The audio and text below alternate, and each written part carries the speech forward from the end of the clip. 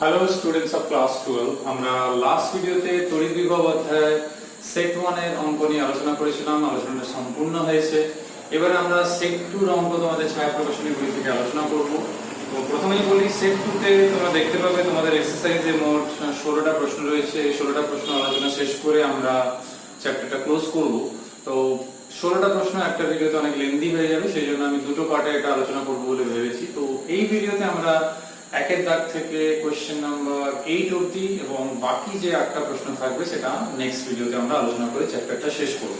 তো শুরু করা যাক। সবচেয়ে প্রথম যে অঙ্কটা রয়েছে, একটা ইন্টারেস্টিং অঙ্ক রয়েছে যে দুটো আধান রয়েছে, একটা 20 ইএসইউ রয়েছে আর একটা রয়েছে 30 ইএসইউ, যেটা অবশ্য ঋণাত্মক আধান। তো উভয় আধানের সংযোগকারী সরলরেখার উপর প্রথম আধান থেকে 10 সেন্টিমিটার দূরে কোন একটা বিন্দুতে বিভব নির্ণয় করতে হবে এবং কোন বিন্দুতে বিভব শূন্য সেটা বের করতে হবে। তো এই নিউমেরিক্যালটা বের করার জন্য আমরা যেটা সবচেয়ে প্রথমে সলভ করার জন্য যেটা করব সেটা হচ্ছে দুটো বিন্দু আধান দুটো বিন্দুতে সাপোজ A এন্ড B দুটো ধরলাম।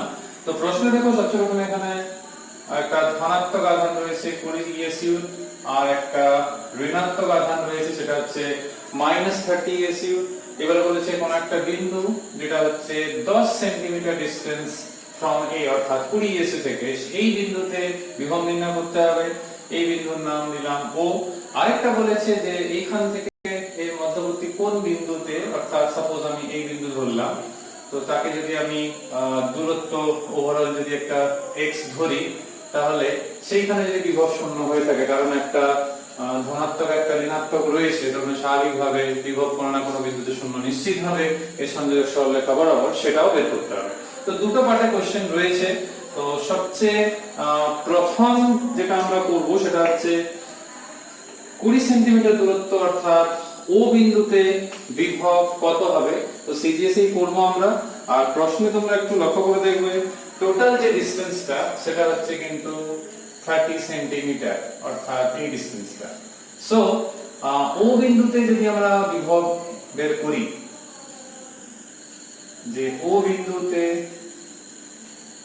বিভব, তাহলে ও বিন্দুতে বিভব যদি আমি VO নাম দিই, তাহলে প্রথমে এই 20 ইএসইউ আধানের জন্য আমি সিজিএসই করব, কারণ সিজিএসই বের করতে বলা হয়েছে। আর বাকিটা হচ্ছে কত মাইনাস, কেন ঋণাত্মক আধানের জন্য টোটাল ডিসটেন্স 30 সেন্টিমিটার, এটা 10 সেন্টিমিটার, তাহলে বাকিটা obviously 30 - 10 অর্থাৎ 20 সেন্টিমিটার।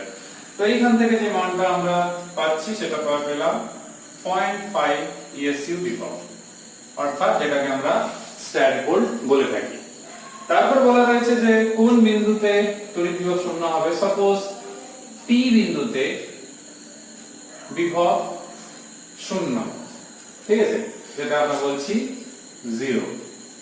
তাহলে এই শর্তটা যদি প্রয়োগ করা হয়, তাহলে আমরা এই শর্ত প্রয়োগ করে কি লিখতে পারি না, দেখতে পাচ্ছ এইখানে যদি শূন্য হয়ে থাকে, তাহলে এই বিন্দুতে বিভব কত হবে 20 ইএসইউ আধানের জন্য 20/x আর -30 টোটালটা থেকে বাদ দিতে হবে এইটা। তো এইখান থেকে এটা জাস্ট সমাধান করা। তো সমাধান করে যেটা পাওয়া যাচ্ছে তোমরা নিজেরা জাস্ট লস আউট করে করবে, আমি করে দেখেছি, সেটা হচ্ছে 12 সেন্টিমিটার। নেক্সট আমরা আলোচনা করব কোশ্চেন নাম্বার 2। খুবই সহজ, একটা এল দৈর্ঘ্যের একটা দণ্ডকে বাঁকানো হয়েছে, তো তার বিভব বের করতে বলা হয়েছে। তো দণ্ডকে যখন বাঁকানো হয়েছে, তো এটা কিভাবে বাঁকানো হয়েছে না অর্ধবৃত্তাকার। তো অর্ধবৃত্তাকার হলে আমাদের পাই আর ধরতে হবে পরিধি, কারণ পূর্ণবৃত্তাকার নয়। তো সেটাই হচ্ছে এল। তাহলে আর এখান থেকে পাওয়া যাচ্ছে L/পাই।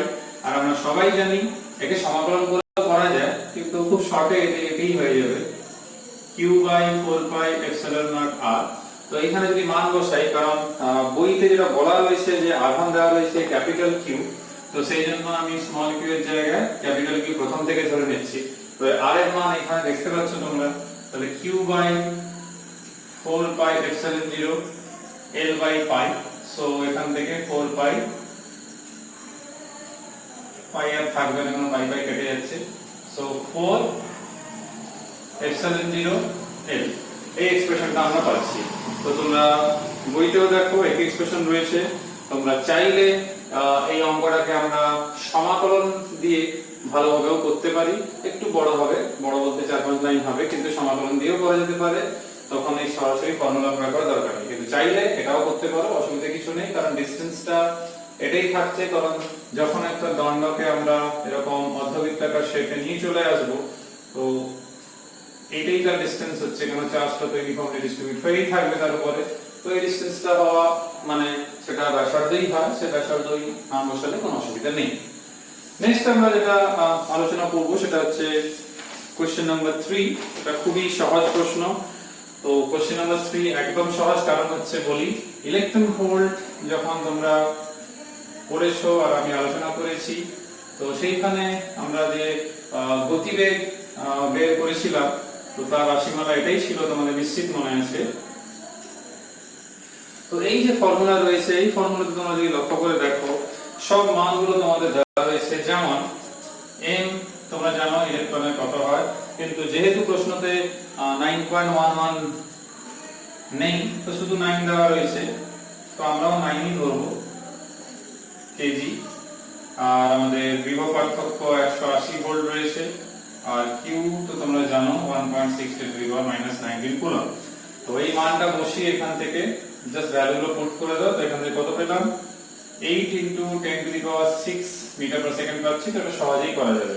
কোশ্চেন নাম্বার 4 একটু ইন্টারেস্টিং রয়েছে, কারণ এখানে একটা সমবাহু ত্রিভুজ রয়েছে, সেই স্থির তড়িৎ শক্তি নিয়ে রয়েছে, অর্থাৎ এটাকে আমরা বলি তড়িৎ স্থিতিশক্তি। তো সেখানে একটা সমবাহু ত্রিভুজের 3টে শীর্ষবিন্দুতে 3টে আধান রয়েছে, আমি মানগুলো তুলছি না। তো সেই 3টে আধানকেই তোমরা Q1 Q2 Q3 বইতে যেরকম মানগুলো পরপর রয়েছে সেরকম প্রথমটাকে Q1, পরেরটাকে Q2, তারপরটাকে Q3 ধরে নাও। বাহু রয়েছে 10 সেন্টিমিটার, শুধু এটাই সমস্যা, কারণ আধান রয়েছে কুলম্ব অর্থাৎ এসআই এককে, বাহু রয়েছে সেন্টিমিটার এককে, সেটাকে মিটার কনভার্ট করে নেব। তো সমবাহু ত্রিভুজ, তার মানে প্রত্যেকটা বাহুর দৈর্ঘ্য একই, তার মানে প্রত্যেকটা Q1 থেকে Q2, Q2 থেকে Q3 কিংবা Q1 থেকে Q3 ডিসটেন্স কিন্তু সেমই থাকছে, যেহেতু সমবাহু ত্রিভুজ। তো এই জন্য আমি শুধুমাত্র তোমাদের বলবো, যদি বাহুর দৈর্ঘ্যকে আমি r ধরি, তো সেটা 10 সেন্টিমিটার অর্থাৎ 0.1 মিটার। আমাদের এই স্থির তড়িৎ শক্তি যদি আমি বলি, তাহলে 3টে আধান থাকছে, তাহলে কম্বিনেশন কেমন হবে, একটা Q1 Q2, একটা Q1 Q3 আর একটা Q2 Q3। তো এই কম্বিনেশন করেই আমরা লিখব। প্রত্যেকের ক্ষেত্রে দূরত্ব একই, সেই জন্য আমি আর দূরত্ব নিয়ে বারবার লিখছি না। এই কম্বিনেশনটাই আসবে, তোমরা জানো আমরা স্থির তড়িৎ শক্তি পড়ার সময়ও পড়েছি, অর্থাৎ স্থির তড়িৎ শক্তি অর্থাৎ আমরা যেখানে এখানে বলছে তড়িৎ স্থিতিশক্তি। তো এইখানে যদি লক্ষ্য করে দেখা হয়, Q1 Q2 Q3 Q4 সব মান, সরি Q1 Q2 এবং Q3 মান দেওয়া রয়েছে। যেমন আমি মানগুলো বলছিও, যেমন দেখো Q1 এর মান রয়েছে 1 × 10⁻⁻7 কুলম্ব, Q2 এর মান রয়েছে 2 × 10⁻⁻7 কুলম্ব, Q3 এর মান রয়েছে -4 × 10⁻⁻7 কুলম্ব। জাস্ট ভ্যালুগুলো বসাবে, আর এর মান রয়েছে। তো আমি এই ভ্যালুগুলোকে যেগুলো লিখলাম তোমরা এবার বইতে মিলিয়ে নেবে, দুটো পজিটিভ একটা নেগেটিভ। মান বসানোর পর যে মানটা পেয়েছি সেটা হচ্ছে -9 × 10⁻³ জুল। তো এনার্জি ভ্যালু এখানে নেগেটিভ আসছে, তো কোনো অসুবিধা নেই, সে আসবে, কারণ হচ্ছে একটা সংস্থা তৈরি হয়েছে, সেখান থেকে আতঙ্কে সরাতে গেলে আমাদেরকে কার্য করতে হবে, সেই সেন্সে নেগেটিভ আসছে। যাই হোক, তার মিনিং জিজ্ঞেসও করেনি। তো এখান থেকে তোমরা এই নিউমেরিক্যালটা সহজেই করে নিতে পারবে। এবার আসি আমি কোশ্চেন নাম্বার 5 এর কথায় আসি। তো কোশ্চেন নাম্বার 5 যেটা, সেটা 4 এর দাগের মতোই। তো 4 এর দাগে এই যে ফর্মুলা ছিল, এই ফর্মুলাটাকে আবার লিখবো, শুধু v টা বের করব। তাহলে v বের করলে কি আসবে না, mv²/2q। তো mv²/2q এর মধ্যে যদি দেখা হয়, 5 এর দাগে m রয়েছে, সেটা কত না, m রয়েছে 8.9, কিন্তু গ্রাম এককে রয়েছে, সেই জন্য দেখবে 10⁻⁻28 রয়েছে, ওটাকে এসআই দিয়ে করে নাও, তাহলে 10⁻³ দিয়ে গুণ করে নাও। আর বেগ কত রয়েছে না, বেগ রয়েছে তোমাদের 10⁹ সেন্টিমিটার/সেকেন্ড রয়েছে, তো সেটাকেও চেঞ্জ করতে হবে। তো 10⁹ রয়েছে, তো সেইটাকে আমরা কাজ করছি এখানে মিটার/সেকেন্ড, যেহেতু এখানে ব্যাপার রয়েছে, সেই জন্য সেন্টিমিটার থেকে যেহেতু আমরা মিটার করছি, সেই জন্য একটা 10⁻² দিয়ে গুণ হবে। তো দুটো মান mv রেডি। এবারে q এর প্রসঙ্গে আসি। q কত রয়েছে না কিউ যে ভ্যালুটা রয়েছে সেটা হচ্ছে 4.8 10 টু দি পাওয়ার -10।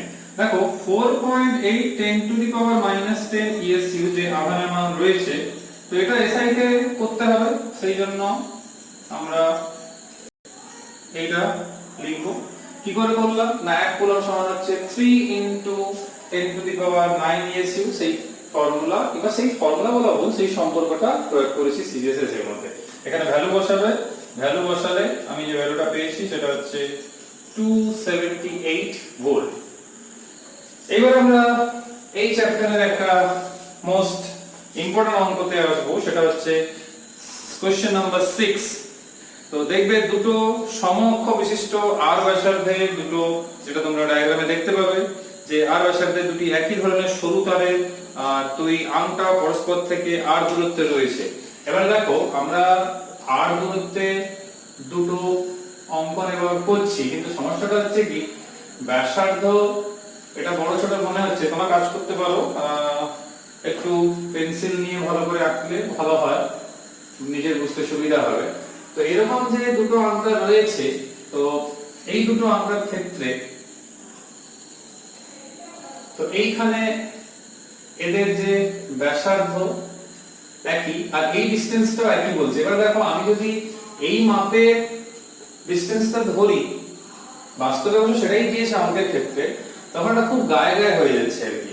তো না হলে খুব বড় করে আঁকতে হবে। এবার তোমাদের ক্ষেত্রে আরো সমস্যা, কারণ তোমরা তো খাতায় করবে, খাতা তো আরো ছোট, আমি নাহলে বোর্ডে আরো বড় করে আঁকতে পারি পুরো বোর্ড জুড়ে, কিংবা একদম ছোট করে, কিংবা এই আঁকাগুলোকে খুব বড় আঁকতে পারি, কিন্তু খাতায় তো সেটা সম্ভব হবে না। সেই জন্য অসুবিধা নেই, তোমরা বড় আঁকছো কিন্তু লেখার সময় সেটা আরই লিখবে।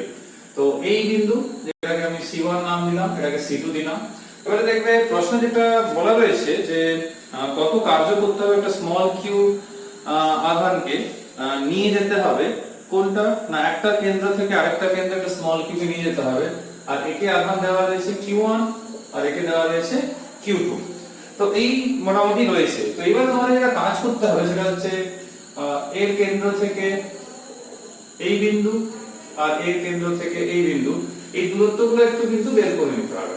এবার এটা বের করার কারণ কি হচ্ছে না দেখো আমরা C1 এবং C2 যে বিন্দু রয়েছে, তো সেই বিন্দুতে যেহেতু প্রশ্নে আমাদের বলাই রয়েছে যে আংটা দুটি একটির কেন্দ্র থেকে অন্যটির কেন্দ্রে, তো কারো কেন্দ্র থেকে অন্য কারো কেন্দ্রে যদি নিয়ে যেতে হয়, তাহলে এটা তো নিশ্চিত যে কেন্দ্র থেকে নিয়ে যেতে হলে আমাদেরকে যেটা করতে হবে সেটা হচ্ছে সেই কেন্দ্রগুলোতে বিভব কত সেটা আগে কিন্তু বের করে নিতে হবে। তাহলে আমি সবচেয়ে আগে যে C1 বিন্দুতে অর্থাৎ প্রথম আংটা কেন্দ্রে বিভব কত হবে সেটা আগে বের করতে হবে। তার নাম আমি V1 দিলাম নিজের সুবিধার জন্য, কারণ 1 লিখেছি এখানে। তো এখানে V1 সমান কত হবে না একটা হচ্ছে এর নিজস্ব আধানের জন্য আমি সিরিয়াসলি লিখলাম, তো সেটা হচ্ছে Q1/R। দ্বিতীয় হচ্ছে এই আধানের জন্য, তাহলে এইটা যদি R হয় আর এটাও যেহেতু R, তাহলে এগুলো কত হবে না সমকোণী ত্রিভুজের মতো, তাহলে সেখান থেকে অতিভুজ পেয়ে যাব। তো সেটা হচ্ছে √2R, কারণ R² + R² √over। তাহলে দ্বিতীয় Q2 আধানের জন্য এখানে কত হবে না Q2/√2R। একই ভাবে C2 বিন্দুতে বিভব যদি আমি ধরি, সেটাকে যদি V2 ধরি, তাহলে Q2/R আর প্লাস Q1/√2R। তো এই যে দুটো মান আমি লিখলাম, তো এই দুটো মান থেকে আমি কি করব না বিভব পার্থক্য অর্থাৎ V বের করব। তো সেটা হচ্ছে কত V1 - V2। তো এটা হচ্ছে কি বিভব পার্থক্য। তো তোমরা দেখতেই পাচ্ছ সবার ক্ষেত্রে একটা 1/R কিন্তু একটা কমন আসছে, এটা আর কি না 1/√2। তাহলে 1/√2 Q2 - Q1, তাহলে 1/√2 Q2 - Q1, কিংবা যদি Q1 - Q2 রাখতে চাও তাহলে কাজ করতে হবে এখানে একটা মাইনাস করে দিতে হবে, তাহলে আর কোনো অসুবিধা নেই। কারণ কি না Q1 - Q2 টাকে আমরা কমন নিতে চাইছি, তাহলে এখান থেকে কি পাওয়া যাবে Q1 - Q2/R। তো এইটা হচ্ছে বিভব পার্থক্য, কিন্তু এদিকে কি থাকবে √2 - 1/√2, কারণ লসাগু করছি Q1 - Q2 বাইরে চলে গেল। এবার হচ্ছে কৃতকার্য। তো কৃতকার্য হবে q ইনটু v। তো q এর মান তো আমরা জানি, সেটা q1 স্মল q ধরা আছে আমাদের, আর এদিকে থাকছে √2 - 1/√2। এবারে যদি আমরা অ্যানসারের দিকে একটু নজর দিই তাহলে দেখো স্মল q বাইরে আছে, q1 - q2 রয়েছে, √2 - 1 রয়েছে, নিচে √2r। তো দেখো বইতে এরকমই রয়েছে, √2r নিচে রয়েছে বইতে, কারণ পরের লাইনে দুটোকে একসঙ্গে লিখে দিলেই হলো, আর স্মল q এমনিও বাইরে রয়েছে। তো এখানেই অঙ্কটা শেষ হচ্ছে। এবারে কোশ্চেন নাম্বার 7 এ যাব আমরা। তো কোশ্চেন নাম্বার 7, কারণ 8 খুবই সহজ রয়েছে, একটু লজিক যদি হয়ে যাবে। কোশ্চেন নাম্বার 7 দেখো দুটো পার্টে রয়েছে। তো 7 এর সেকেন্ড পার্টটা অনেকেরই প্রবলেম হয় যে অসীম দূরত্ব থেকে নিয়ে যাওয়ার জন্য অসীম দূরত্বে নিয়ে যাওয়ার জন্য কত কার্য সম্পাদিত হবে। তার আগে দেখো দুটো আধান রয়েছে, সেই দুটো আধানের যে অবস্থানটা রয়েছে সেটা হচ্ছে এই এরকম টাইপের রয়েছে আর কি, -9 0 0 আর +9 0 0। তো x এর মান যেহেতু আমি x অক্ষ বরাবরই ধরলাম, y এর বরাবর মানটা 0 রয়েছে। তো এবারে যেটা বলছে সেটা হচ্ছে যে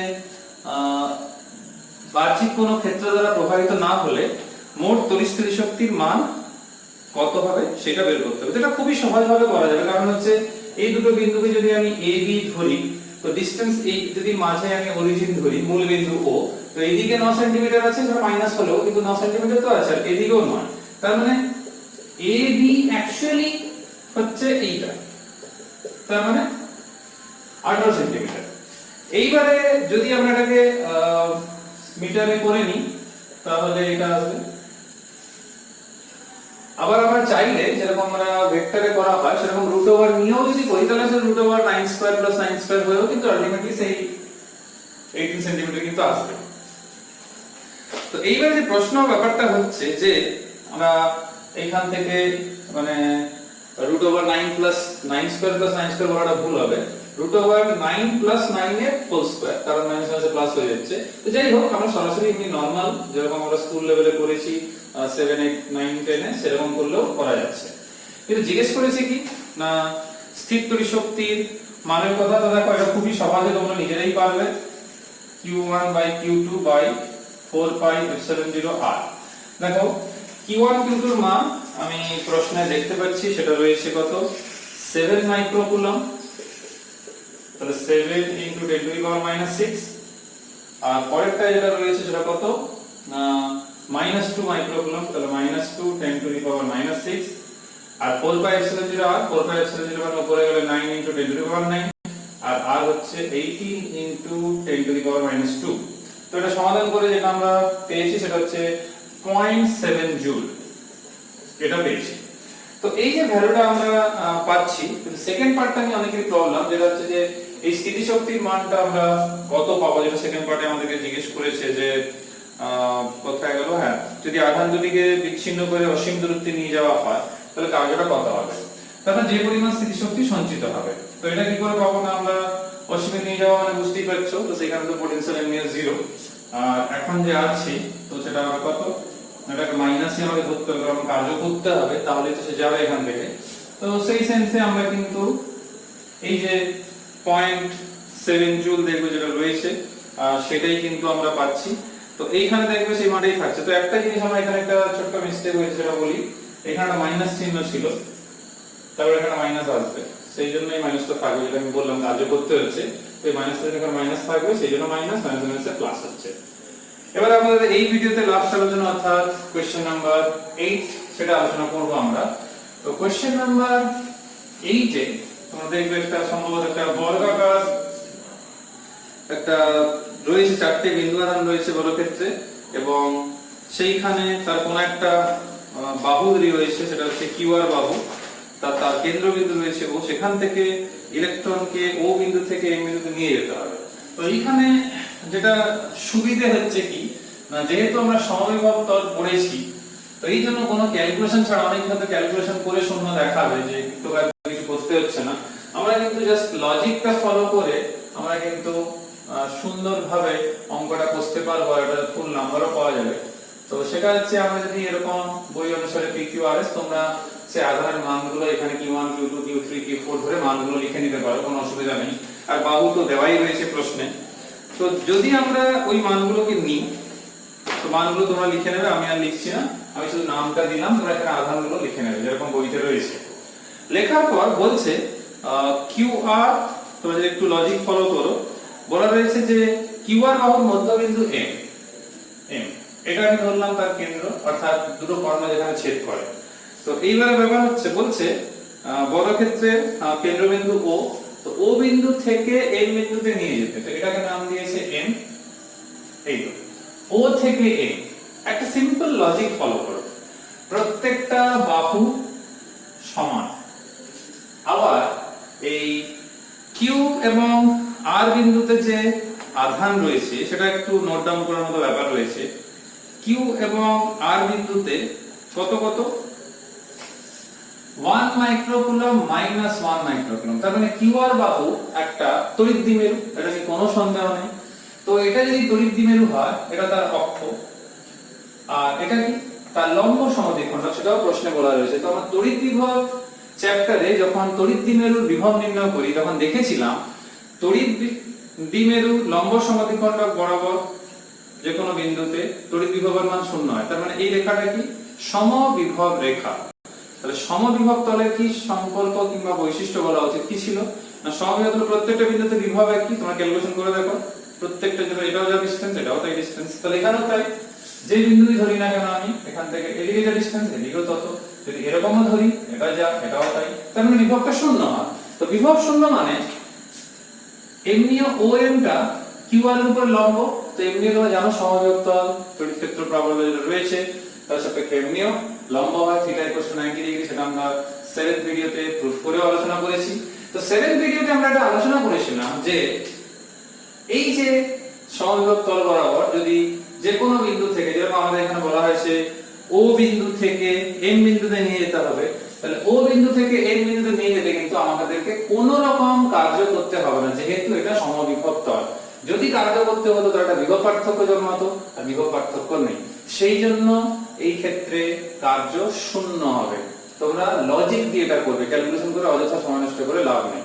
তো তোমরা আশা করি বুঝতে পেরেছো, লজিকটা নিজেরা লিখবে, যেটা আমি বললাম সেটা তোমরা হেল্প নিতে পারো। তড়িৎ দ্বিমেরুর লম্ব সমদ্বিখণ্ড বরাবর যে তড়িৎ বিভব, তোমরা নিজেরাও চাইলে এখান থেকে দেখিয়ে দিতে পারো যে এখানে বিভব 0 হচ্ছে আর প্রত্যেকটা বিন্দু সমবিভব তল, সেই জন্য কার্য করতে হবে না। তো এই ভিডিওতে এই অবধি, আর একটা অঙ্ক থাকছে সেটা আমরা নেক্সট ভিডিওতে আলোচনা করে চ্যাপ্টারটা শেষ করব। সবাই সুস্থ থাকবে, সাবধানে থাকবে, ভালো থাকবে, মন দিয়ে পড়াশোনা করবে। কারো কোনো বুঝতে অসুবিধা থাকলে আমাকে কমেন্ট করে জানাবে। নেক্সট ভিডিওতে আবার দেখা হচ্ছে বাকি একটা অঙ্ক নিয়ে। Till then, by.